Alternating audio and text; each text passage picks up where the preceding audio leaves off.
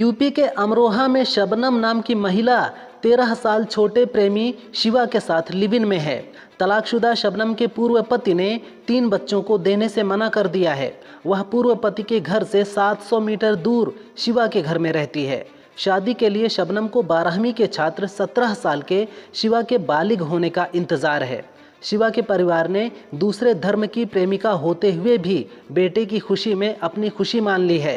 शिवा ने शबनम का नाम शिवानी रख दिया है।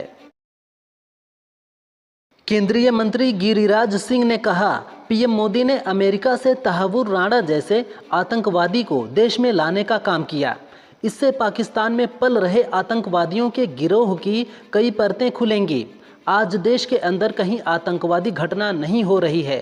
पीएम मोदी का आतंकवाद पर जीरो टॉलरेंस है। हम कार्रवाई करते हैं।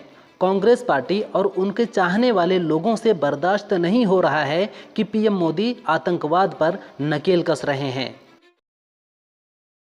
एक आरटीआई से जानकारी मिली है कि सीनियर सिटीजन्स को टिकट में मिलने वाली रियायत को बंद करके रेलवे ने 5 साल में 8,913 करोड़ की अतिरिक्त कमाई की है।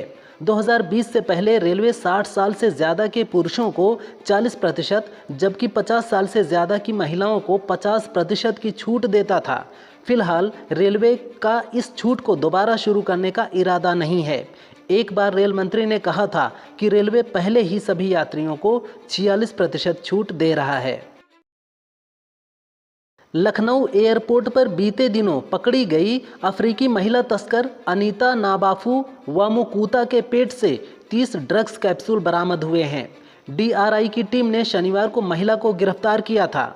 उसने बरामद कैप्सूल निगल रखे थे, जिन्हें 3 दिनों की चिकित्सकीय निगरानी के बाद केजीएमयू ट्रामा सेंटर में बाहर निकाला गया। कैप्सूल से करीब 500 ग्राम मेथाक्वालोन मिला है, जिसकी अंतर्राष्ट्रीय बाजार में कीमत 25 लाख रुपए बताई जा रही है। अपने संसदीय क्षेत्र वाराणसी में एक जनसभा को संबोधित करते हुए पीएम मोदी ने कहा कि 2036 में ओलंपिक भारत में हो, इसके लिए हम प्रयासरत हैं। ओलंपिक में मेडल के लिए काशी के नौजवानों को अभी से तैयारी शुरू करनी होगी। काशी में नए स्टेडियम बन रहे हैं, नया स्पोर्ट्स कॉम्प्लेक्स खुल गया है। अमेरिका और चीन के बीच टैरिफ को लेकर ट्रेड वार छिड़ गई है। अमेरिका द्वारा चीन पर 145% टैरिफ लगाने की घोषणा के बाद चीन ने जवाबी हमला किया है। चीन ने अमेरिकी उत्पादों पर 125% अतिरिक्त टैरिफ लगाने का ऐलान कर दिया है। चीन और अमेरिका के बीच जारी ट्रेड वार पर पूरी दुनिया की नज़र है। इसके चलते पूरी दुनिया के बाजारों में लगातार हलचल देखी जा रही है। सपा मुखिया अखिलेश यादव अलीगढ़ पहुंचे। उनके विरोध में क्षत्रिय महासभा ने काले झंडे दिखाए और नारेबाजी की। एक दिन पहले संगठनों के विरोध के बाद सपा के पदाधिकारी भी अलर्ट हो गए हैं। उन्होंने पुलिस प्रशासन से मांग की है कि इस तरह की हरकत करने वालों को तत्काल गिरफ्तार करें। अगर पुलिस प्रशासन कोई कार्रवाई नहीं करता है तो सपा कार्यकर्ता भी सड़कों पर उतरेंगे।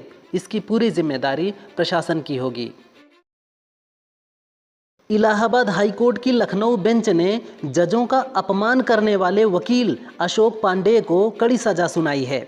कोर्ट ने उन्हें 6 महीने की जेल और 2,000 रुपये का जुर्माना लगाया है। वकील को सरेंडर के लिए 4 हफ्ते का समय दिया गया है। वकील की प्रैक्टिस पर 3 साल की रोक भी लगेगी। इसके लिए कोर्ट ने कारण बताओ नोटिस भी जारी कर दिया है। पटना में कांग्रेस की पलायन रोको नौकरी 2 यात्रा के दौरान कांग्रेस नेताओं ने खूब हंगामा किया। कांग्रेस नेता कन्हैया के साथ भारी हुजूम सीएम नीतीश आवास घेराव करने पहुंचा। प्रदर्शनकारियों ने बैरिकेडिंग हटाने की कोशिश की।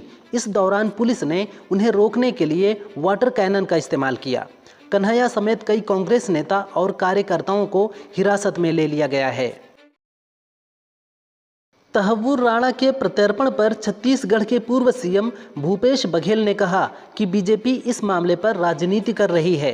कांग्रेस ने उसकी नींव रखी थी, तभी तहव्वुर हुसैन वापस आ पाया है। शिवसेना यूबीटी के नेता संजय राउत ने भी इसे राजनीतिक करार देते हुए कहा कि बिहार चुनाव से पहले तहव्वुर हसन राणा को फांसी दे दी जाएगी।